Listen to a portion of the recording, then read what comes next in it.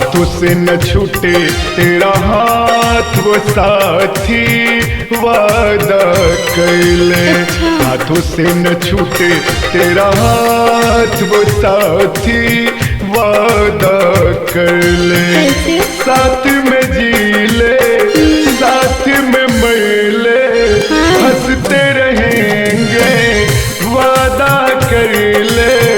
प्रीत अनोखी प्रीत ये कर ले। हाथों से न छूटे तेरा हाथ वो साथी वादा कर ले।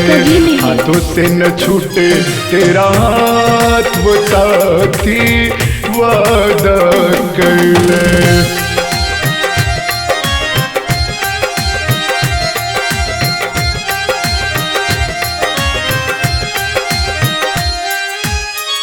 तेरी आँखों में कोई जादू मैंने सनम देखा है। अच्छा। मैं तेरा प्यार हूँ तू मेरी किस्मत, हाथों की रेखा है। क्या हुआ? बाहों में आ जा दूर तो न जा। वादा किया जो वादा निभाना। प्रीत अनोखी प्रीत ये कर ले। हाथों से न छूटे तेरा हाथ वो साथी वादा कर ले। हाथों से न छूटे तेरा हाथ वो साथी वादा कर ले।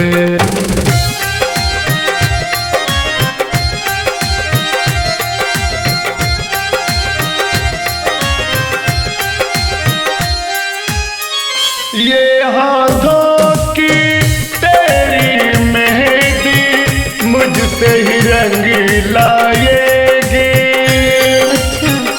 हाथों में ये हाथ तू दे के कह दे नहीं जाएगी। कसमें सारे मेरे इरादे आ तुझे दिल में अपने बसा ले। प्रीत अनोखी प्रीत ये कर ले। हाथों से न छूटे तेरा हाथ वो साथी वादा कर ले। हाथों से न छूटे तेरा हाथ वो साथी वादा कर ले। कभी नहीं जाऊंगी।